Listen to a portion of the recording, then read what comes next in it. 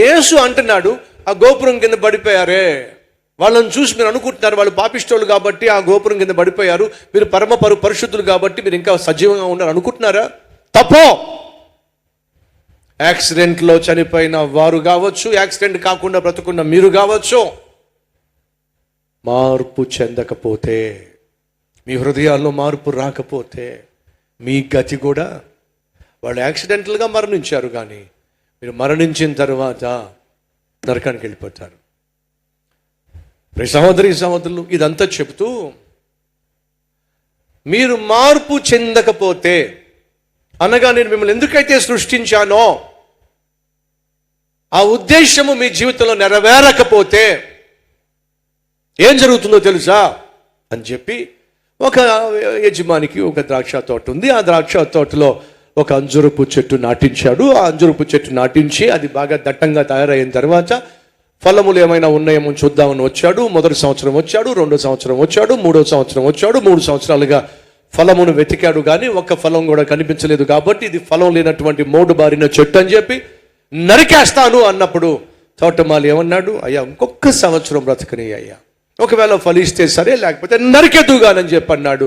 జాగ్రత్త, ఫలించని ప్రతి చెట్టు ఏమవుతుందట, నరికివేయబడుతుంది. ఏ ఫలమో చెప్పండి? ఆత్మ ఫలము. దేవుని బిడ్డలమైన మనం ఏ ఫలాన్ని ఫలించాలని దేవుడు కోరుతున్నాడు? మీరే చెప్పాలి. ఆత్మఫలం ఏమనగా మనం ఎవరో చెప్పండి, ఆత్మీయులము. ఎందుకని? ఆత్మదేవుణ్ణి నమ్ముతున్నాం. ఎవరైనా మనం విశ్వసిస్తున్నటువంటి ప్రభు అయినా యేసుక్రీస్తు, ఆయన అనుగ్రహించినటువంటి ఆత్మను పొందుకొని మనం ఆత్మీయులుగా మారాం గనుక ఆత్మీయులమైన మనము ఆత్మఫలములను ఫలించాలి.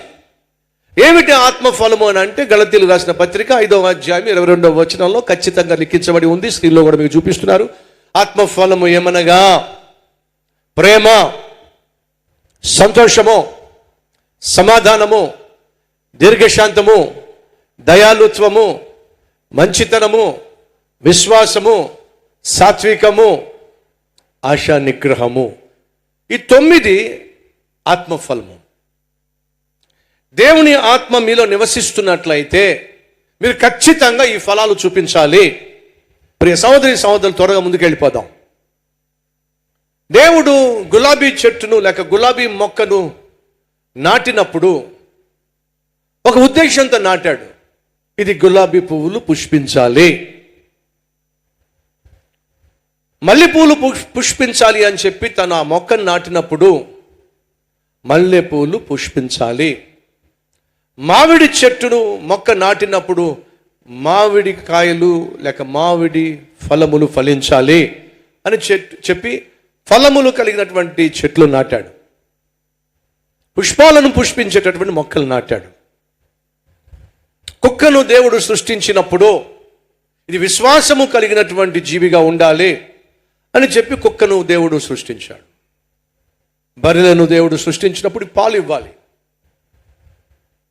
ఇలా ఒక్కొక్క జంతువు కావచ్చు, పక్షి కావచ్చు, మొక్క కావచ్చు, వృక్షం కావచ్చు, దేవుడు సృష్టించినప్పుడు వాటికంటూ ఒక ఉద్దేశాన్ని, పర్పస్ని, పనిని అప్పగించాడు. మీరు చూడండి, గులాబీ మొక్క మీరు నాటిన తర్వాత అది ఖచ్చితంగా గులాబీ పూలు పూస్తుంది. మల్లె మొక్కను మీరు నాటిన తర్వాత మల్లె పూలు పూస్తుంది. మామిడి మొక్క మీరు వేసిన తర్వాత అది పెరిగి పెద్దదై మామిడి పిందులు వస్తాయి. మొదటి పూత, ఆ తర్వాత పిందెలు, ఆ తర్వాత కాయలు, ఆ తర్వాత పండ్లు. నువ్వు మామిడి మొక్క వేశావు, అది ప్రతి సంవత్సరం ఫలాలు ఇస్తుంది. జాంకాయ మొక్క వేశావు, ప్రతి సంవత్సరం జాంకాయలు పూస్తుంది. కొబ్బరి నాటావు, కొబ్బరి విత్తనం వేశావు, కొబ్బరి వస్తుంది, మొక్క వస్తుంది, ఆ తర్వాత కొబ్బరి చెట్టు అవుతుంది. ప్రతి సంవత్సరం నీకు కావలసిన కొబ్బరికాయలు ఇస్తుంది. విచిత్రం ఏమిటాయా అంటే, మీరు నాటినటువంటి పుష్పాలు ఏవైతే ఉన్నాయో, గులాబీ మొక్క కావచ్చు, మల్లె మొగ్గలు కావచ్చు, మల్లె మొక్క కావచ్చు, ఇవన్నీ కూడా చక్కగా పుష్పిస్తాయి.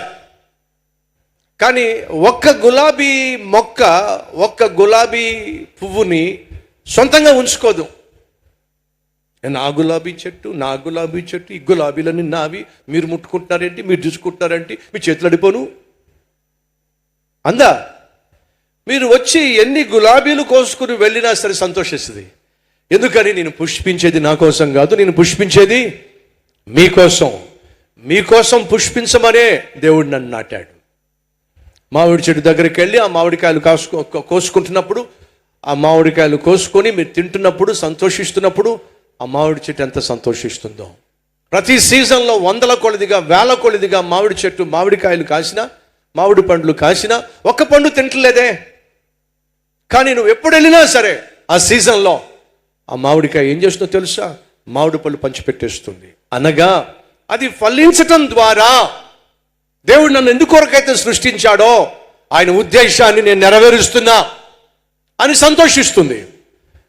15వ అధ్యాయము యోహాను సువార్తలో ఏముందో తెలుసా? మీరు బహుగా ఫలించుట ద్వారా ఏమన్నాడు దేవుడు?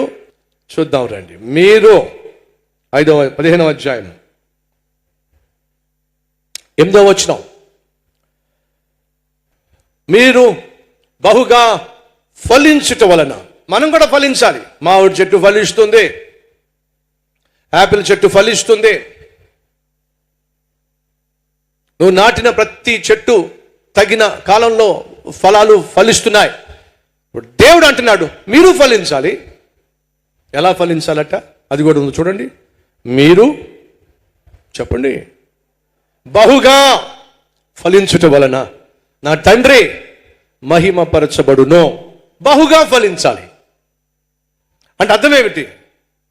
మన ఫలాలు ఏమిటి? ఆత్మీయులమైన మనలో కనిపించాల్సిన ఫలాలు ఏంటి? ప్రతి కొమ్మకు కనిపించాల్సిన ఫలాలు ఏమిటి చెప్పండి. ఒక కొమ్మకేమో ప్రేమ కనిపించాలి, ఇంకో కొమ్మకేమో సమాధానం కనిపించాలి, ఇంకో కొమ్మకేమో సంతోషం అనే ఫలం కనిపించాలి, ఇంకో కొమ్మకేమో మంచితనం అనే ఫలం కనిపించాలి, ఇంకో కొమ్మకేమో సాత్వికం అనే ఫలం కనిపించాలి, ఇంకో కొమ్మకేమో విశ్వాసం అనే ఫలం కనిపించాలి, ఇంకో కొమ్మకేమో దయాళుత్వం అనే ఫలం కనిపించాలి, ఇంకో కొమ్మకేమో ఆశా నిగ్రహము అనే ఫలం కనిపించాలి. అంటే ఈ ఫలాలన్నీ కూడా నీలో కనిపిస్తూ ఉండాలి. బైబిల్ సెలవిస్తుంది ప్రేమ కలిగి ఉండుటకు ప్రయాస పడుడే. నీలో దేవుని ఆత్మ నివసిస్తున్నట్లయితే నువ్వు ఆత్మీయుడు అయినట్లయితే ఆత్మఫలాన్ని ఫలిస్తావు, ప్రేమ కలిగి జీవిస్తావు. ప్రేమకు వ్యతిరేకం ఏమిటి? ద్వేషం, పగబట్టేవాళ్ళు, ద్వేషించేవాళ్ళు, దూషించేవాళ్ళు, ఇతరులను అసహించుకునేవాళ్ళు ప్రేమ గలవాళ్ళు కాదు. మాటికి కోపాన్ని ప్రదర్శించేవాళ్ళు, ఆవేశాన్ని, ఆయాసాన్ని కనపరిచేవాళ్ళు ప్రేమ కలిగిన వాళ్ళు కాదు. నా మాటే గెలవాలి, నా పంతమే గెలవాలి అని చెప్పి పంతానికి పోయేవాళ్ళు ప్రేమ గలవాళ్ళు కాదు. ఒకసారి ఆలోచించండి. ప్రేమ కలిగిన దానివేనా? ప్రేమ కలిగిన వాడివేనా? ప్రశాంతంగా ఉంటావా? సమాధానం కలిగి జీవిస్తావా? ఇంట్లో భర్త కావచ్చు, భార్య కావచ్చు, కాస్త గొడవ పడే ప్రయత్నం చేస్తే ఏదో విధంగా సమాధానాన్ని ప్రేమించి సమాధాన పరుచు వాళ్ళు ధన్యులు. వాళ్ళు ఎవరో చెప్పండి? దేవుని పిల్లలు. భర్త ఒకవేళ నోరు జారి ఒక మాట అన్నాడు అనుకో, వెంటనే ఖయ్యమంటావా? చదువుపోతావా? భార్య ఒకవేళ తొందరపాటుతో ఒక మాట అందనుకో, నన్ను అంత మాట అంటావే, నీ సంగతి చూస్తానని చెప్పి మీదకి వెళ్తావా? విన్నట్టుగా కామ్గా నీ పన్ను చూసుకుని సమాధానాన్ని ప్రేమిస్తావా? ఒక్కసారి ఆలోచించు. సంతోషము నిజమైన క్రైస్తవుల్లో ఎప్పుడు ఏమో తెలుసా? సంతోషం ఉంటుంది. కారణం తెలుసా?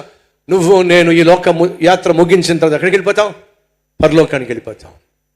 పరిస్థితి ఏమైనా కావచ్చు, ఆరోగ్యం బాగోకపోవచ్చు, ఆర్థికంగా మనం క్షీణించిపోవచ్చు, మన జీవితం ప్రశ్నార్థకంగా మారచ్చు.